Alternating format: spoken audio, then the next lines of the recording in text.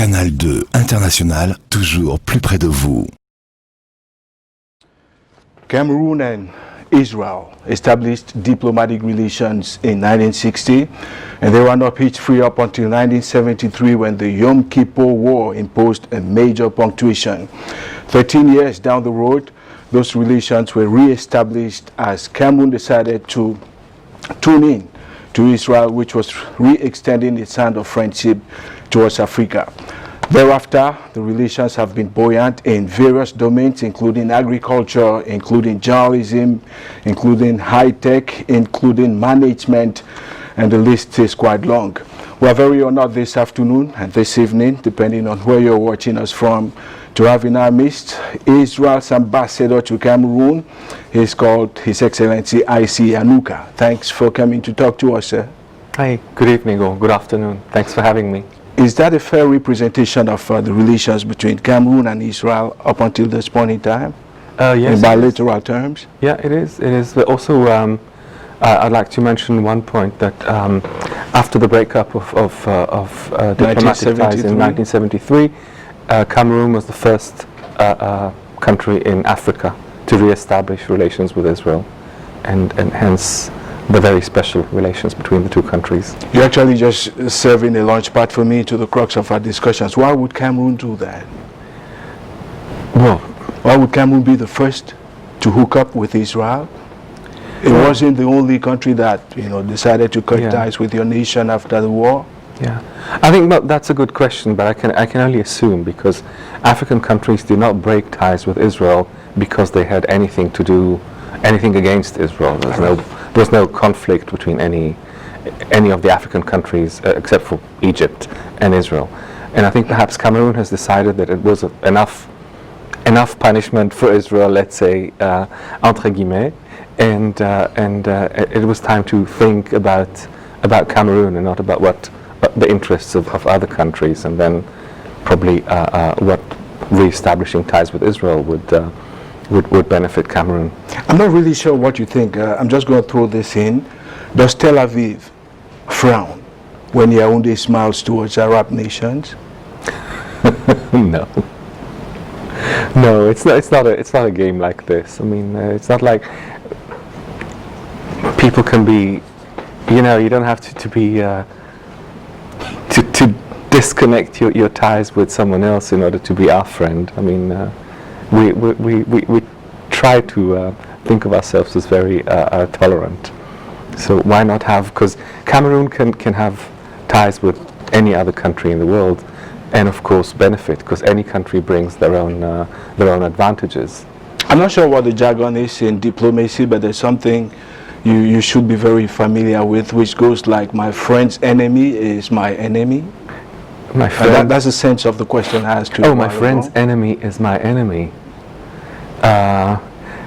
Well, not really in diplomacy. It all depends. I think it's too broad, because there are, even with enemies, you have common interests, and you try, especially in diplomacy, because this is the profession of trying to bring close people and nations together. Right. You always try to find a common denominator and a good thing about someone else. So even if someone else thinks that the third party is your enemy, I mean, you always act as if it's not, or it's in potential it will not be tomorrow, and so you try to treat it as less as enemy and more as a potential a valuable partner. We're going to rev up the piece in a moment, but let's crack the ice a bit. Before coming to Cameroon, you served your nation in Burkina Faso, in Benin, in Togo, and in Côte d'Ivoire. Yeah, with residence in Côte d'Ivoire, and we covered the 3 other countries. When you look at Cameroon, you've been here since February 2020, if I'm not mistaken. Yes. Is that correct? Yeah. How do you compare Cameroon with those West African nations? Well, I have to confess, this is my second time in Cameroon. I came here for the first time in 1999. For 2 years I was here as a junior diplomat at the embassy. So this is some kind of a closure for me, a very happy closure. How do you compare? Well, there's a lot of similarities. I mean, there's a lot, especially between the French-speaking countries. Right. I mean, the views, even food is similar, music, but also I was there in West Africa in 2013 to 2016. So there was a lot of influence, like hits from Cameroon were played on the music in Ivory Coast. So it's all a melange. There are specialties, but there's a lot of similarities. You mentioned the food, you mentioned the music. Yeah. You didn't talk about the women. Do they look the same? Do they look different? Well, I think that's Are Cameroonian women much more beautiful than those in West Africa? That's a global thing. That's a global thing, and beauty, I try to find beauty in everywhere I am. Beauty and kindness and the good thing about people. Right, so that's going to be your second stint in Cameroon, because you mentioned it a while ago. You were first here in 1999. Yeah. Where does Cameroon rank in terms of priorities in bilateral relations with Israel? I'm looking at the other African countries, much more the ones you've worked in before. Yeah. Where do you place Cameroon on the rank of priorities for Israel? I'd place it somewhere high. How high? I don't know exactly how high, whether it's 1, 2, or 3, but in the top 3 or 4, I'd say, because every year there's our ministry takes a decision. I mean, it analyzes relations with countries and the potential, and then it ranks countries like you've got regular, preferred, very preferred. So I think Cameroon has never left the preferred group. I'm not intending to dive into the intel secrets, not at all, but what some of the criteria you use in ranking those nations that you want to befriend more or keep the friendship more with? Yeah, that we want to, both things, befriend more, keep the friendship, and that we see a potential for more things to do together. You know why I asked you the question is because before he left Cameroon in December 2019, your predecessor, Juan Guidor, actually expressed the wish for Cameroonians to manage to resolve the multi-form crisis they have in their nation, including, of course, the Anglophone crisis, which you came to meet, including the fight against jihadists in the northern parts of the country, and including political tensions in the country. Does that dispel Israel's interest, futuristic interest in Cameroon? Yeah, Israel has an interest in Cameroon first of all, by being a close friend. Yeah. So, I mean, first thing is that we always stand by Cameroon. I mean, and we'll do anything we can to, to support, if they ask us to support, and if they ask for opinion, then we'll give it in the right way. But we're just there like any good friend would do to another friend. I'm not sure I got this right. Let me try and drive it home better. Do you feel discouraged in a Cameroon that is taught with tensions? Well, it's been stretched to the limit with all of the conflicts. Cameroon is facing a lot of difficulties and especially threats from terrorist groups up in the north, and if you care for someone, especially in this case it's a different country, then you do feel something. You do feel a bit distressed when you see it in a bad time, and you want to see what can you do to help, or try and give advice if they ask you for, and like anything. I mean, if you care even for a friend and you see them in some sort of a crisis, then you want to reach out, you want to do something, and you feel bad, but they're in a bad situation. Are you comfortable just feeling bad? I was looking at a couple of reviews concerning Israel and Cameroon relations, and the conclusion I drew personally is that Israel is opting for a policy of hands off from the politics in Cameroon. We don't hear the Israelis speak too much on what's going on in Cameroon. Well, first of all, Israel is collaborating with Cameroon and together with a large number of countries in the fight against terrorism. So this is where we definitely not hands off. We're hands on. I think it's within the interest of global interest and regional.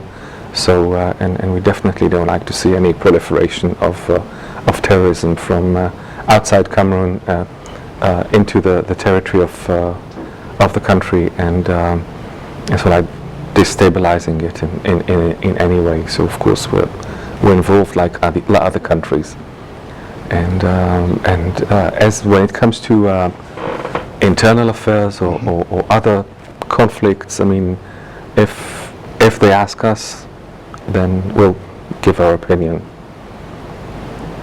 I'm nodding my head and looking at you because I'm thinking towards the United States of America, Yeah. which is a very close ally to Israel. They didn't wait for a question from Cameroon to make a statement on the situation in Cameroon. Yeah. Well, For how long will you wait to come out openly and make a bold statement on what's going on in Cameroon? oh, for as long as my government decides to not to interfere in other countries' internal affairs. Let's come to talk about the projects that your government has been, rolling out in Cameroon. I mentioned, agriculture, education, journalism, management, high-tech, knowledge transfer. Most of these done through the Mashav program. Yeah. What's the future for Mashav in Cameroon? Well, the future is bright. I mean, they had to shift the way of thinking in Mashav because of coronavirus. Because a lot of courses in Israel and then courses that were supposed to be taking place here in Cameroon could not because of the ban on travel and closed borders. But now I think they've recalculated, and now they've came out with a great system of online courses. So we're offering a lot of courses in English and French, and also in Spanish for our friends in Equatorial Guinea that we cover from our embassy until we can resume traveling and sending people over to Israel or bringing over expertise from Israel to guide courses here in Cameroon. And talking about the virus, the government of Israel has been very instrumental in helping the medical system in Cameroon try and live up and stand up to the situation. What have you done so far? So far, well, the first thing, our first reaction was to come up with a solution.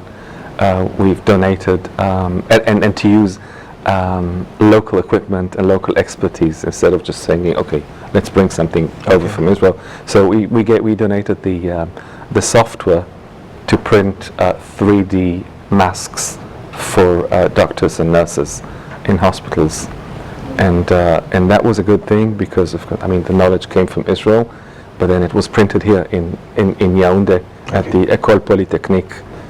So it was all made here. There was no need to import anything, and also I think it was a way of showing neighboring countries that Cameroon can help them with its capacities, with the knowledge, and with the skills of local people in printing and doing that. And because we're still talking about the virus and the pandemic, I know Israel and scientists out there working, and have gone quite a mile towards developing a vaccine. Yeah. Would Cameroon be far high up there, like you mentioned at the start of our discussion, when it comes to sharing the vaccine with poor countries across the world and in Africa particularly?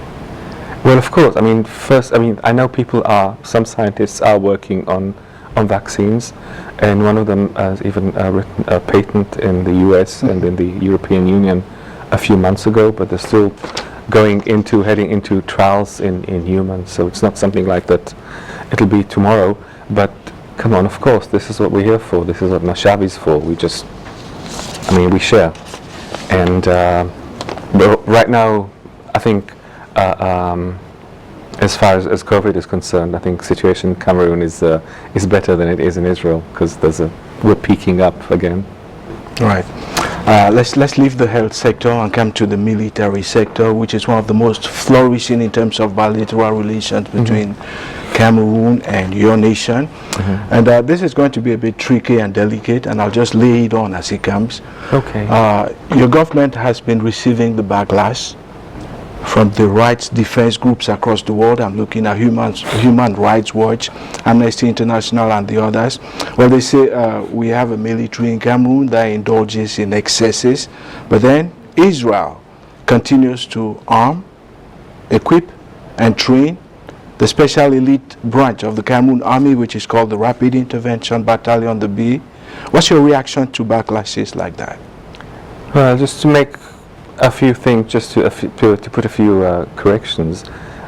Israel gave a lot of help at the beginning when the BIR was created, in creating it in order to fight Boko Haram, and that was and also Israel, and together with other countries. I mean, and we helped, and I think it's very essential, because if you look at Cameroon today, I think it's one of the only and correct me if I'm wrong, the only sub-Saharan countries that are actually able to defend itself against terrorism and not rely on foreign armies or UN troops. But there's still input from Israel and the United States, for example.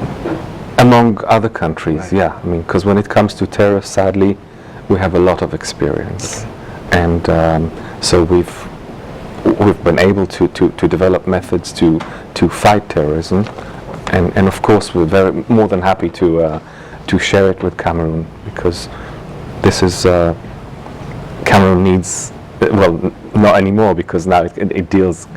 It is dealing very well with the fight against terrorism, but then at the beginning it was a new thing. I mean, come on, there was no terrorism in Africa or here.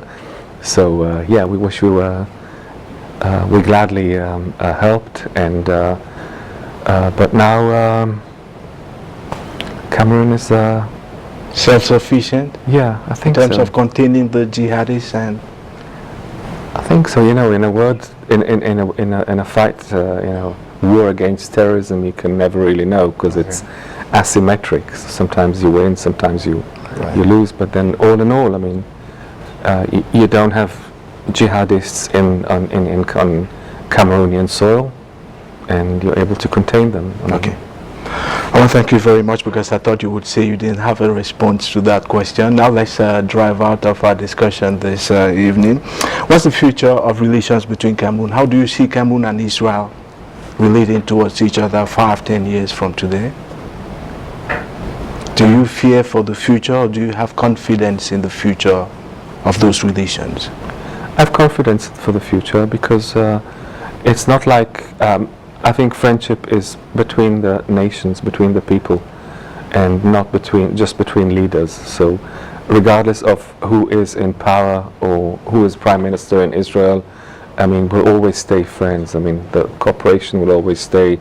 We'll always offer a mashav assistance or any other that Cameroon will need or ask Israel to offer, and we'll always exchange. I mean, because there's a lot of things that we can learn from each other. So no, I don't see any. I see a good future, and all right, and a good future for Cameroonians who want to travel to Israel. A couple of detractors of your nation say Israel is unfriendly towards African migrants. Well, you know, immigration service all over the world is considered to be unfriendly. I think it's the most unfriendly profession of them all. But there's a lot of Cameroonians traveling to Israel. There's pilgrims who travel to Israel. Sadly, not this year. We met the Archbishop this morning, and we spoke about groups of pilgrims going to Israel every year, and of course all the people joining courses, whether in Mashav, in private universities, people going on scholarships to Israel. So there's a lot of movement and a lot of people traveling, like in any other place in the world. I mean, even in private cases, you always have a bad encounter with immigration services somewhere. Okay. So, but Cameroon, as citizens of Cameroon, are welcome in Israel. Okay. And if you go and if you speak with people, like one of my colleagues in the embassy just recently got married to a Cameroonian woman, and they went together. He went to introduce her family, and she said that people were she was overwhelmingly surprised, because when she said she was from Cameroon, that people would offer her free juice in the market and ask her things and ask to take photos with her. So yeah, there's an image of there are, of course, people who have other experiences, but all in all, I think Cameroonians traveling to Israel will find it very welcoming and friendly. Well, thank you sincerely, Your Excellency Isi Yanouka, for coming to share your thoughts with us. I would love to give you a handshake, but then the times are so tough, and we do it like this. Yeah, we do it like so this. Thanks very much, and please come back again. Thank you very much, I will. And It's thanks been for a having me. pleasure. Right. Thank you for the time. Shalom. Shalom. Toda raba. I can't say anything anymore. When I was thank you in Hebrew. Thanks sincerely for coming. Thank And you. so that's where we wrap up our discussions today. Hopefully you could learn one or two things, and of course know more about how Israel is involved in the development of several domains across Cameroon. Just for reminders, the diplomatic relations were established back in 1960. There was a punctuation in 1973 as a result of the Yom Kippur War, but things returned to normal and they've been hitch-free and buoyant ever since. Don't you go away, there's lots more on Canal International.